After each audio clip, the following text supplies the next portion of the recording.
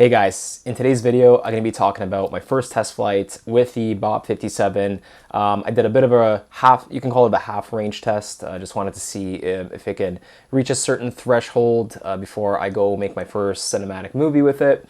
And yeah, also we'll be talking about some challenges I had with the GPS compass as it wasn't pointing properly to my home destination. So if you're having issues, I'll show you how to set that up at the end of the video inside Betaflight. Enjoy the video.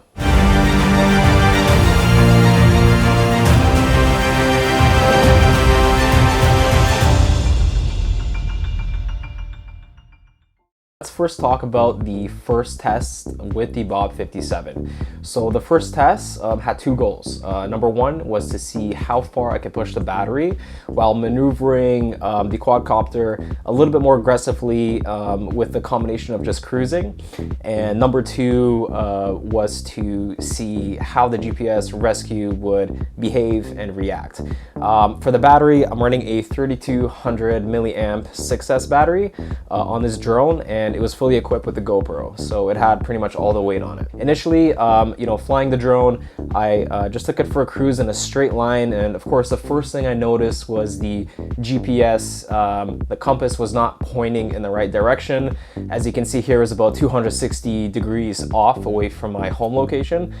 So that was the first thing I noticed. Even when I hit the GPS rescue button, it basically just started going the other way, so that's no good, especially if I was out flying, doing an actual video at long range. That drone would have completely went the other way, and not a good situation if your battery is low.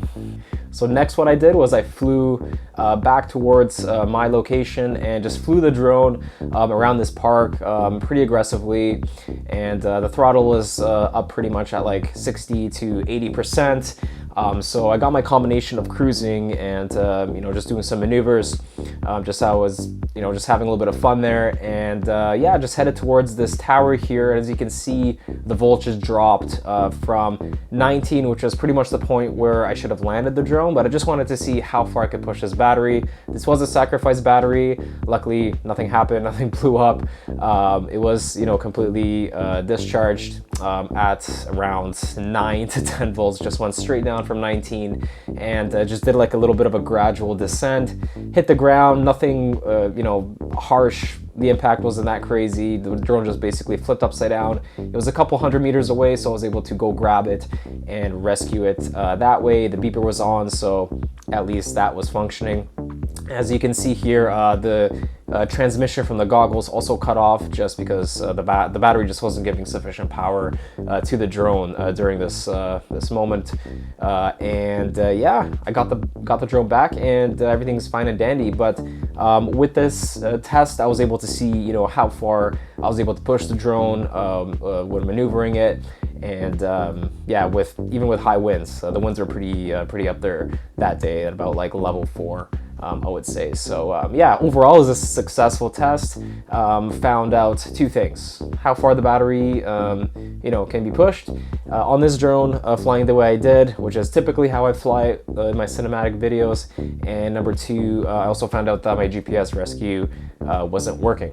So that was test number one. So in test number two, my goal was to basically see how far I can fly this drone from my home point and how much flight time I can get. Same thing, I was using my 3200 milliamp 6S battery, and during this test, I was also had my GPS rescue fixed after doing some research after my first flight with the drone. Yeah, I was able to basically figure that out, which again, I'll share at the end of this video, so make sure you stick around as to how I got that resolved if you're having issues with it. But basically during this test, my goal was to get it beyond at least a 2-kilometer range successfully without any signal cutting off, and just having like really good, like a good stable connection. My cinematic video that I want to shoot next with this drone is going to be in about a 1.5 1.5 to 2 kilometer range. So if I got beyond 2 kilometers, you know, with like perfect signal conditions, then I would have been, you know, really happy, which is exactly what happened in this flight. As you can see here, I hit about 2.6 kilometers in this flight, and I started to lose a little bit of signal in my goggles. I know that they say that the goggles can get up to about 10-kilometer range. Not sure what happened there. I started to kind of lose a little bit, got a little bit choppy, but I think that's just because I have to adjust the frequency within my DJI O3 Air Unit inside my goggles. So I'm going to be doing another test probably later this week just to see how that works. So if you guys want to ask me later on in the comments how that went, you can go ahead. But yeah, I was successfully able to hit about 2.6, so 5 kilometers total, one way and back. Got plenty of flight time, as you can see, so I was really happy with the results. You know, I probably still would have had like 2-3 minutes of flight time left over after this test. So I was really satisfied with this test, and yeah, everything went really well. Definitely a great drone, really smooth, definitely loads of power. Really happy with this test. So how I fixed the GPS compass issue was pretty simple.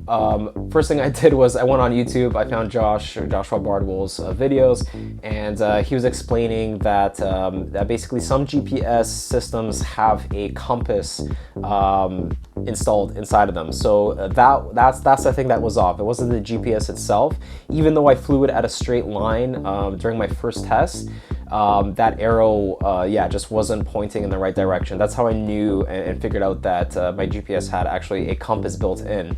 So simply put, what I did was I took the drone, I downloaded like a compass app from the App Store, and I basically took the drone and I pointed it to the true north of the compass, and I basically got the compass on the phone, and I put the phone on top of the drone and aligned it pointing north. And I compared that to the first footage I saw for the direction of the arrow that was pointing as I was flying north, and that showed me that I was about 260 degrees off. So basically what you do is you plug your drone into your computer, you open up BetaFlight, and you go to configuration, and in configuration you select mag alignment, the drop down there, and basically you set that to however many degrees you are off from your north head setting. So if your drone is pointing basically north, you look at which way the arrow's pointing, and that difference is what you set your mag alignment to, and that'll basically realign your drone. What happened was, after I did this, I plugged in my drone next time to BetaFlight, and it just basically made that the default afterwards. So you only have to do this setting once. If you're ever resetting your drone or updating firmware, anything like that, make sure that you just check your settings for your GPS. Make sure that your compass is working correctly if your drone has a compass in there. All right, so that's it, guys. That was basically my 2 tests flying the BOB57. Yeah, I'll be releasing more videos. I'll be doing a longer range test. I want to see the max range I can get with this thing. That'll be coming in the coming weeks. And yeah, just stay tuned for my cinematic video. I live in Ontario here. It's cold. There's rain. I can't get golden hour here right now. I just feel like I'm in London, England. It's really difficult for me to get this video made, but I found some pretty sweet spots that I can film, and I'm really looking forward to it. So excited to fly this thing and actually make a video with my GoPro 12 on this drone. So really excited to share that with you guys. If you have any questions, please leave a comment. If you have any video requests or just need any specific information from my experience with the BOB57, please let me know in the comments. Thank you guys, and I hope you enjoyed the video. Happy flying.